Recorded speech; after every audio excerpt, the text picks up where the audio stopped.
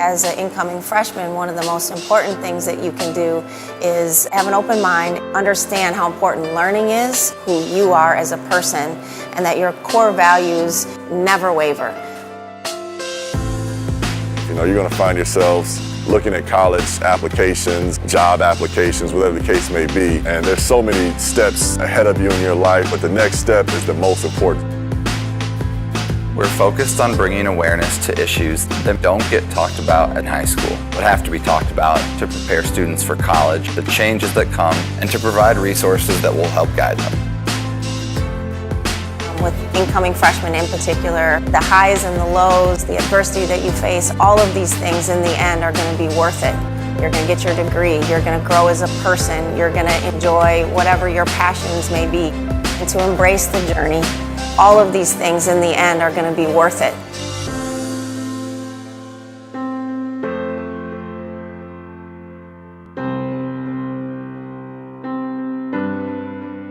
I think that transition was something that I was nervous about, but your job is to go there to get a degree, to get your education, to be involved in what you want to be involved in, and don't let a scenario or a situation with a man change that. It was my best friend's older brother, and him and I went into the photo booth. As soon as the curtains closed, he just turned to me and started jabbing his fingers at me, not realizing that my body was violated, not realizing that it affected me the way it did.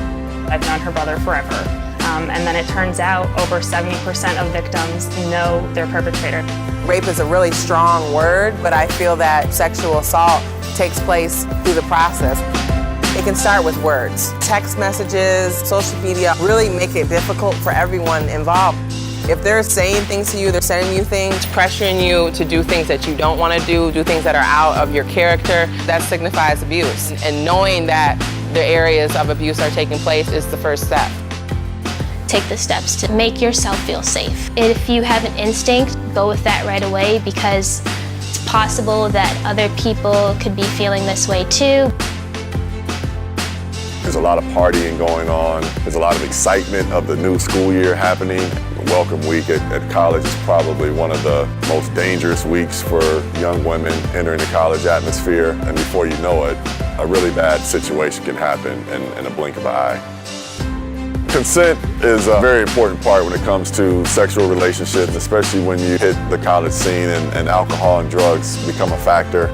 Consent's very important, and honestly, I don't remember if I ever learned about it. I think that that's the problem. There's no set of rules that says this is sexual assault and this isn't.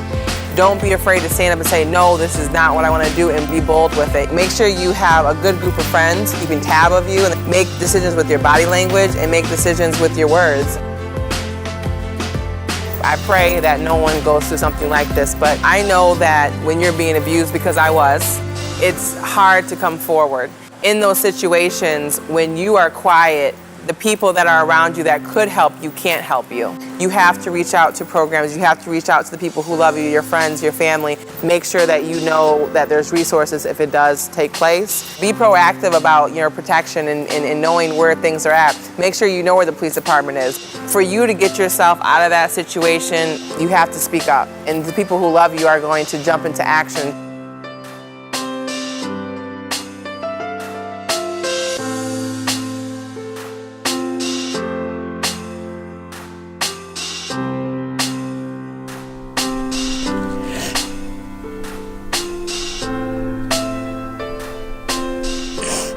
Yeah, I mean, I kind of had depression and anxiety a little bit because I had body image issues, to be honest. I think especially the eating disorder is something that I experienced with girls on my team. We were in this sort of toxic environment, thinking negative thoughts about our bodies and what they looked like, fat and ugly and big. Those kinds of words we didn't allow in our locker room to really change that kind of mentality. Tolerance is finding a way to understand or get to know somebody, learning how to work with different people, where you have very different demographics. Not everybody has the same background, socioeconomic standing. So with working with those different people, you kind of get an understanding of how to have empathy and sympathy for maybe their situation. They were really struggling with their identity. It's crazy to think that at one point they were so low that they thought that they weren't worthy enough because they were struggling with who they are. I think in order to stay true to who you are, you just have to remember that your opinion of yourself matters more than other people's opinions of you. Identifying early on what your values are and what your belief system is can really help you when you're in a tough situation. Identify what you believe in and how you want to act in a given situation. So to me, when you're not true to yourself, the alternative is waking up in the morning and not liking who you see in the mirror. Because if you're putting up these personal boundaries and actually only subscribing to your own set of values and virtues, one, you're going to be happier, and two, you're going to be able to actually contribute as a human to whatever you choose to.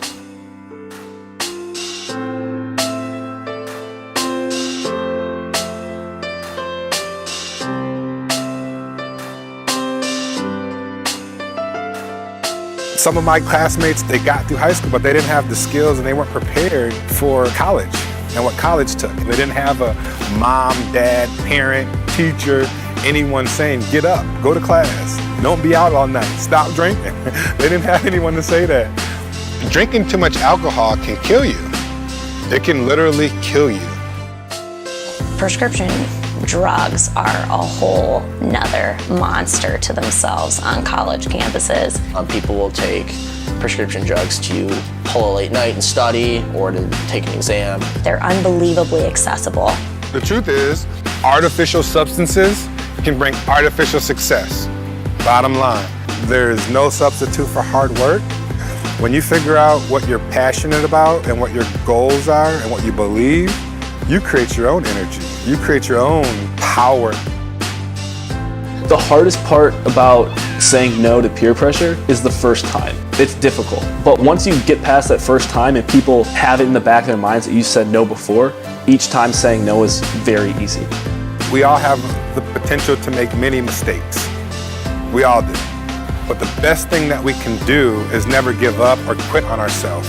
Because universities have names, they have standards, they have pride in what they produce, from buildings to academics to students. These days, colleges are looking at social media. They're really doing the research on kids, trying to see what kind of student are you going to be at this university, because if you don't take that stuff seriously now, chances are when it's time for you to make that next step, you're going to find yourself on the outside looking in and wishing you had done some things that could have changed your future.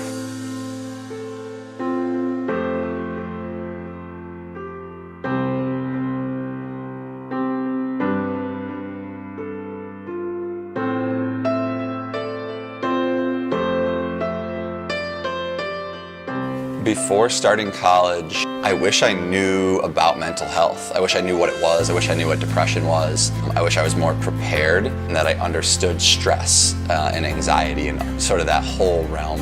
Mental health is at least as important as physical health. Mental health is something that we don't discuss enough, but affects everything we do. Have a plan for your mental health, like you do for your physical health. I know from experience with depression and anxiety. A lot of changes were going on in my life. My parents had gotten divorced and had football workouts, summer class, so there was a lot to deal with. I just started having these really negative thoughts. I had never felt anything like that before, and I didn't know where they were coming from, but I also couldn't make them stop. Like, I stopped being able to sleep, and I stopped being able to eat. Eventually, I broke down at football, put my helmet down and just sort of let it all out. Pads and helmet and tears. These are all signs of mental health. Right, to get knocked down and to choose to get back up, even if it takes asking for help in whatever situation it is. And that was where I began to heal. Just like when arms break or ACLs tear or lungs become infected, there's help for when your brain isn't working how you want it to. So step up and prepare.